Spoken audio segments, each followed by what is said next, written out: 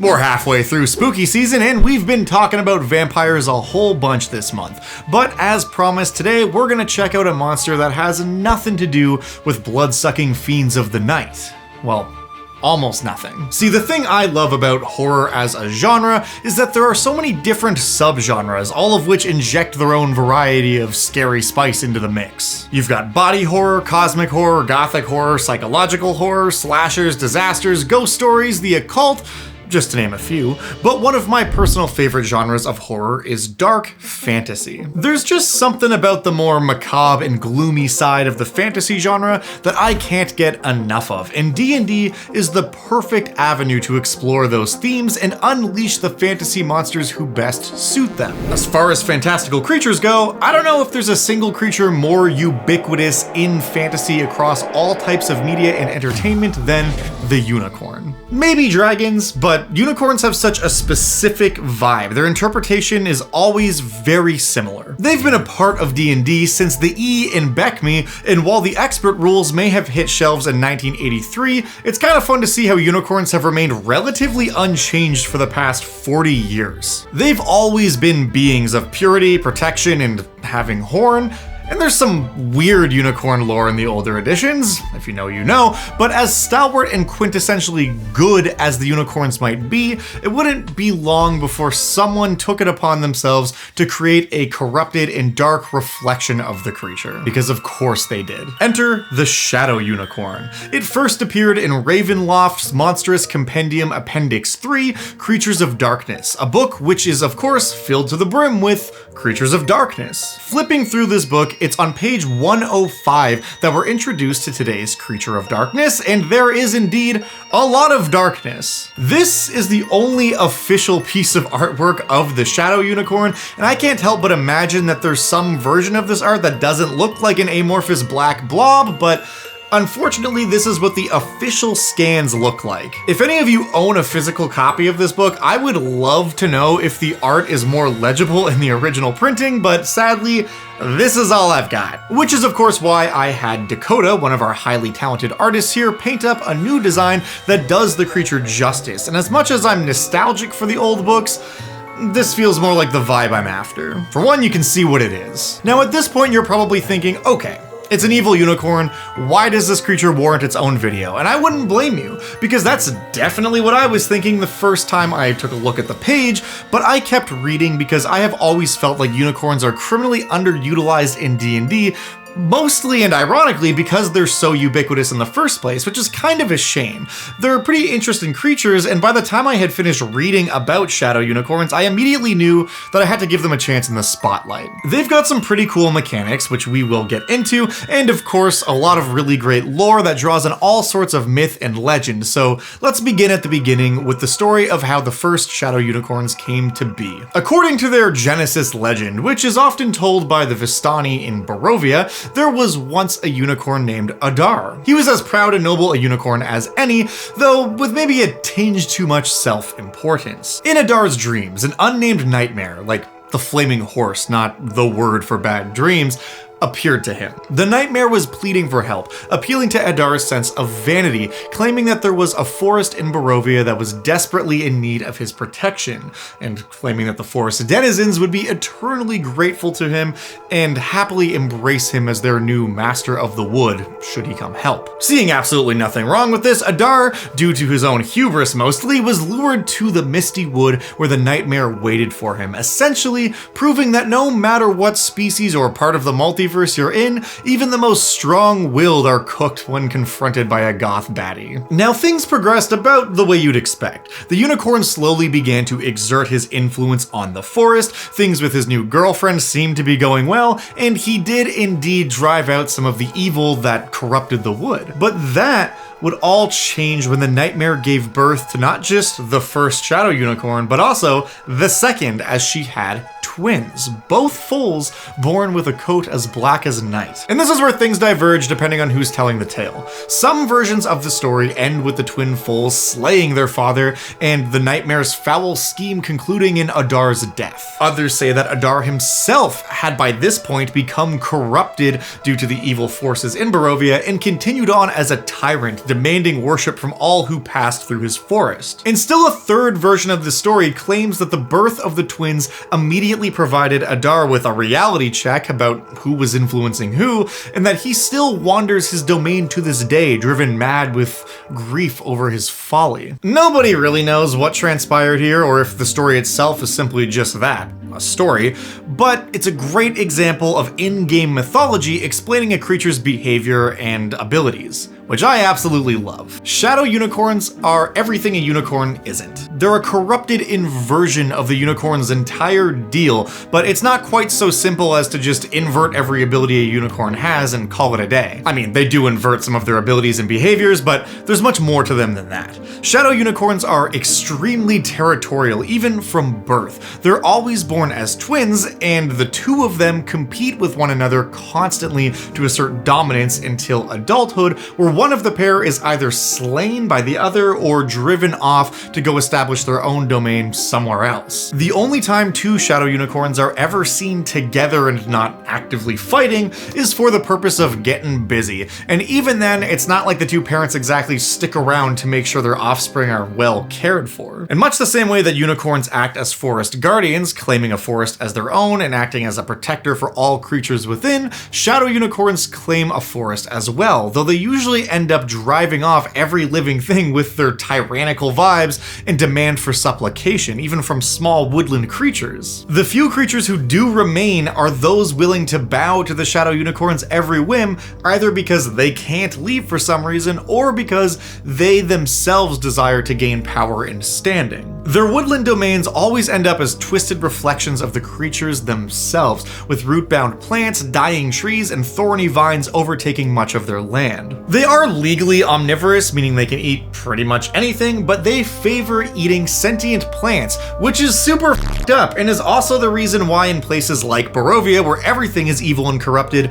even the evil Trents who live there don't like them. Because while they might both be corrupted, villainous woodland guys, a shadow unicorn will absolutely snack on a treant, evil or otherwise. Same goes for all the blights and any other evil plants you can think of. If there is a sentient plant in the shadow unicorn's domain, they are likely there against their will or because they offer something extremely valuable to the shadow unicorn in question, who has agreed to not snack on them in exchange for whatever that might be. There's also always a slim chance that when a pair of shadow unicorns is born, one of them is born as a true unicorn. At birth, there is nearly no discernible difference between the two foals, but by the time the unicorn reaches adolescence, its coat will begin to turn white, eventually becoming lighter than even the palest shadow unicorn, which is a huge problem for them. If a true unicorn is detected by its sibling, its mother, or any other shadow unicorns who may happen to be in the vicinity, they will try to kill it. So it behooves them to abscond from the gloomy forest of their birth as soon as possible once they themselves realize what they are. Such unicorns often go on to be amongst the most stalwart enemies of evil.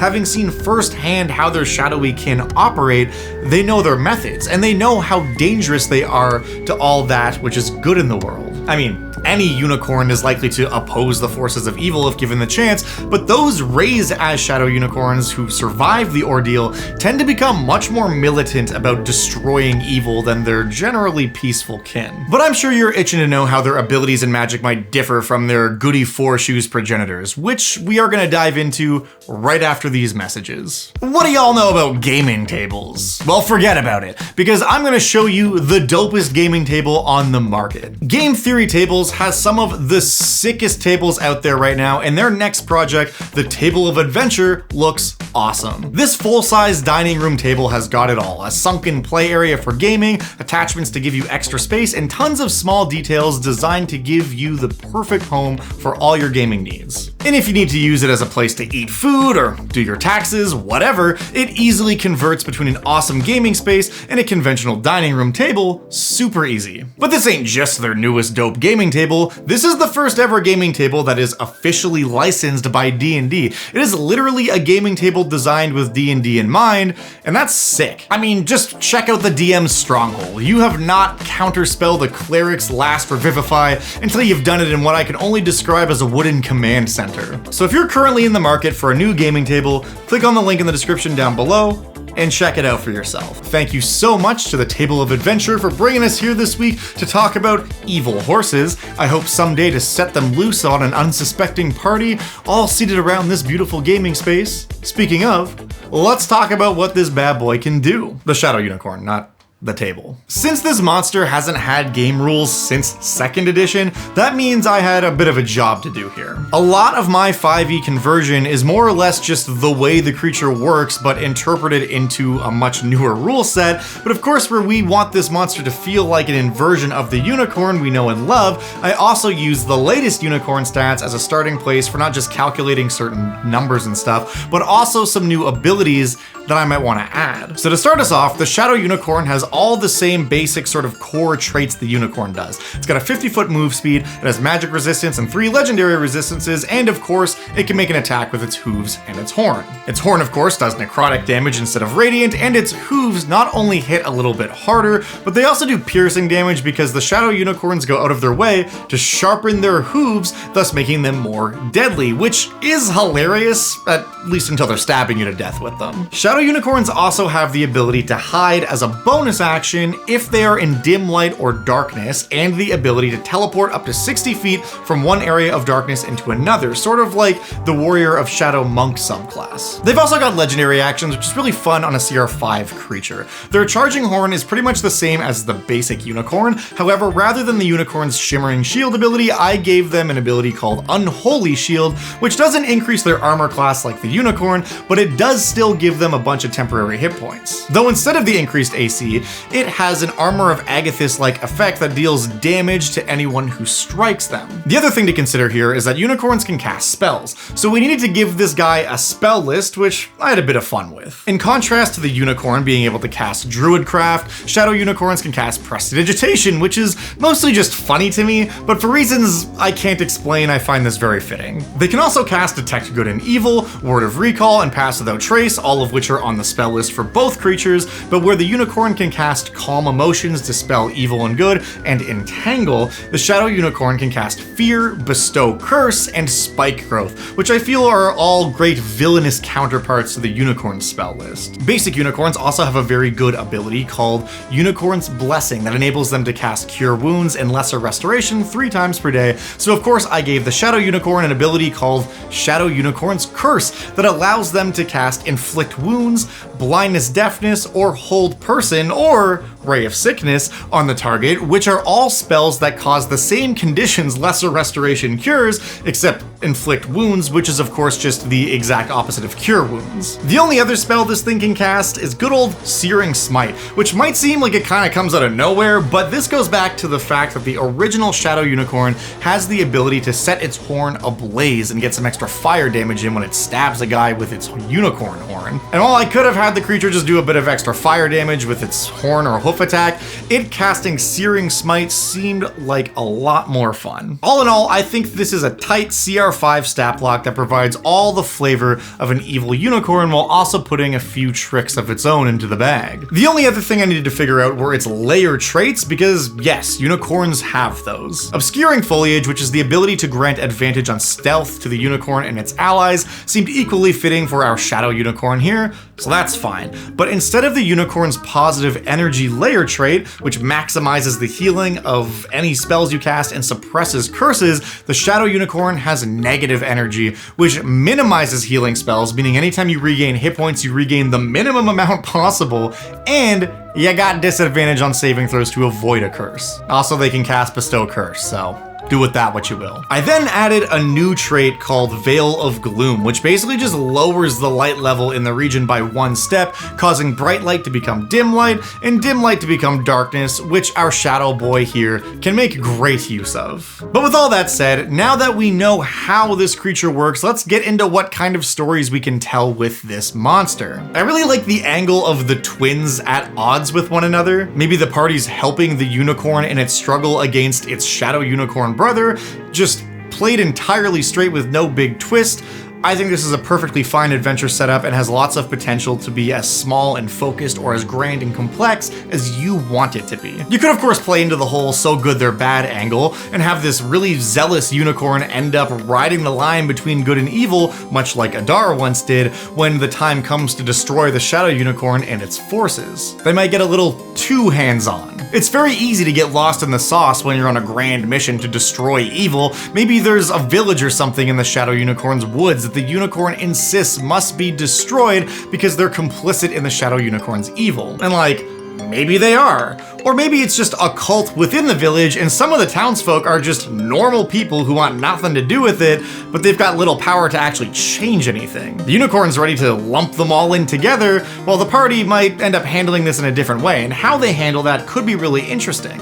Or you could use the shadow unicorn as a villain of a similar story without including a regular unicorn at all. Maybe the characters are from that small village and they're trying to overcome the cult of shadow and ultimately the unicorn who has been oppressing their town for decades. You could even do something where the shadow unicorn is the party's patron because they're all part of the cult and they try to break free from those bonds by subverting the unicorn, or maybe they're just into it and you run an evil campaign. I could also see a shadow unicorn making an awesome mount for a creature like a Death Knight, a Lich, or maybe even just a villainous knight of some kind. Just like a normal guy, but he sucks. Roll up a level 9 Conquest Paladin, or better yet, a Fallen Oath of Ancients Paladin, stick them on a shadow unicorn, bam, new villain. Also, as a CR5 creature, you can easily use the shadow unicorn as just a random encounter in a place like Barovia or any old haunted creepy forest. The players venturing into a wooded area and noticing the distinct lack of animals even by creepy ass forest standards is a great signpost that if they keep going that way, they might just encounter the reason why this part of the forest is so abandoned. I do think that playing into the treant connection could be cool too, whether the party is working with a villainous plant creature or a good-natured one, including some plant creatures who hate the shadow unicorn for eating their boys is a really solid faction for a shadow unicorn to interact with. The other side of unicorn lore as it exists in D&D that we haven't really talked about is their connection to the Feywild. And you know I love me some Fey creatures. I mean, displacer beasts, which themselves are created by the Fey, are sometimes used specifically to hunt unicorns, so maybe there's some kind of relationship there. Maybe a shadow unicorn and a true unicorn are being forced to work together for survival against a hunting party.